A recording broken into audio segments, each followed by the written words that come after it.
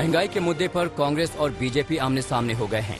राहुल ने LPG cylinder की बढ़ती कीमत और डीजल पेट्रोल के बढ़े दाम पर मोदी सरकार पर निशाना साधा। राहुल ने कहा कि सरकार ने तेल की कीमत बढ़ाकर आम आदमी को सीधे चोट पहुंचाई है। राहुल के हमले पर बीजेपी ने पलटवार किया है। संबित पात्रा ने कहा कि राहुल देश को भ्रमित कर रहे हैं। पंजाब कांग्रेस में जारी कलह के बीच राज्य के प्रभारी हरीश रावत ने नेताओं को मीडिया में बयानबाजी पर कंट्रोल करने की नसीहत दी है। चंडीगढ़ पहुंचे प्रभारी हरीश रावत ने प्रदेश अध्यक्ष नवजोत सिंह सिद्धू के साथ बैठक में ये साफ कर दिया है कि कैप्टन अमरिंदर सिंह को मुख्यमंत्री पद से नहीं हटाया जाएगा और न ही कैबिनेट का विस्तार होगा। हरीश रावत दिल्ली में केंद्रीय आलाकमान का संदेश लेकर पहुंचे थे। हालांकि इस बीच पंजे प्यारे का बयान देकर खुद हरीश रावत विवादों में आ गए, जिस पर उन्होंने बाद में माफी भी मांगी। पश्चिम बंगाल में चुनाव बाद हुई हिंसा की सीबीआई जांच के खिलाफ ममता बनर्जी सरकार सुप्रीम कोर्ट पहुंची है। याचिका में राज्य सरकार से कहा है कि सीबीआई केंद्र के इशारे पर काम करती है, उससे निष्पक्ष जांच की उम्मीद नहीं है। कलकत्ता हाईकोर्ट ने सीबीआई जांच का आदेश दे दिया था। हाईकोर्ट के आदेश के बाद सीबीआई ने कथित हिंसा को लेकर 31 मामले दर्ज किए हैं।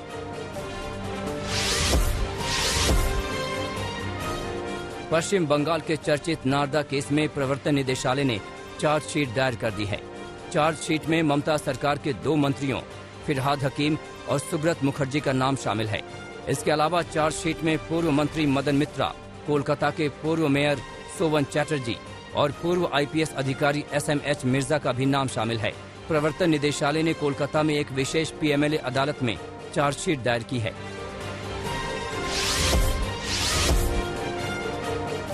आरएसएस आज से नागपुर में बड़ा सम्मेलन कर रहा है, जो कि 6 दिन तक चलेगा। इस सम्मेलन में ऑल इंडिया कोऑर्डिनेशन बैठक भी होगी। बीजेपी समेत आरएसएस से जुड़े सभी संगठन सम्मेलन का हिस्सा होंगे। बैठक की खास बात यह है कि सम्मेलन में मोदी सरकार, बीजेपी और अन्य संगठनों के कामकाज की समीक्षा होगी। इसके अलावा सरकार के साथ आरएसएस की कोऑर्डिनेशन के बारे में भी चर्चा होगी। आरएसएस से जुड़े सभी संगठन 5 राज्यों के विधानसभा चुनाव को लेकर रणनीति पर भी चर्चा करेंगे।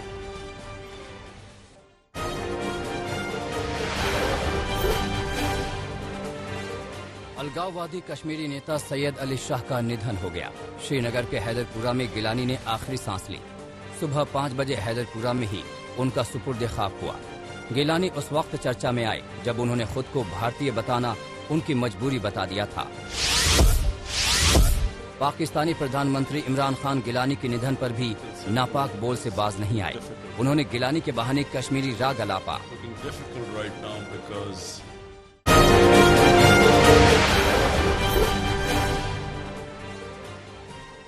इलाहाबाद हाईकोर्ट ने एक मामले की सुनवाई के दौरान गाय को लेकर महत्वपूर्ण टिप्पणी कर दी है। कोर्ट ने कहा कि गौरक्षा को किसी भी धर्म से जोड़ने की जरूरत नहीं है।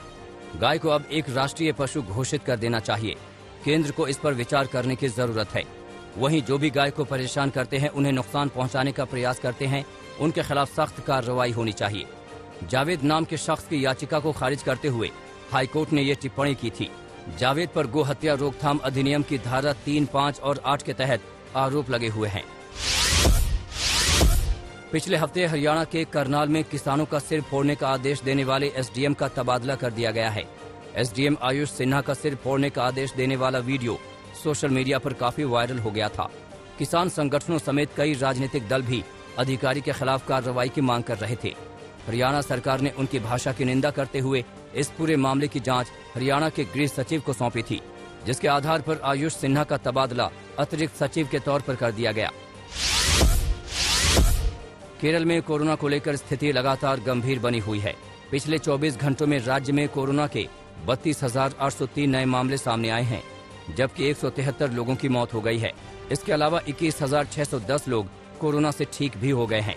इसी के साथ राज्य में एक्टिव मामलों की संख्या 2,29,912 हो गई है, जबकि 20,961 मरीजों की कोरोना से मौत हो चुकी है। राज्य में स्थिति को नियंत्रण में लाने के लिए नई टेस्टिंग स्ट्रैटेजी भी शुरू की जा रही है। पिछले 24 घंटों में 1,74,854 लोगों के कोरोना के लिए सैंपल टेस्ट किए गए हैं। राज्य में टेस्ट पॉजिटिविटी रेट फिलहाल 18.76% है। प्रधानमंत्री नरेंद्र मोदी ने श्रील भक्ति वेदांत स्वामी प्रभुवाद की 125वीं जयंती के मौके पर 125 रुपए का एक विशेष स्मारक सिक्का जारी किया।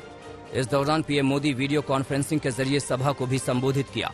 पीएम मोदी ने कहा कि यह सुखद संयोग है कि ऐसे महान देशभक्त का 125वां जन्मदिन ऐसे समय में हो रहा है जब देश अपनी आजादी के 75 साल का पर्व अमृत महोत्सव मना रहा है।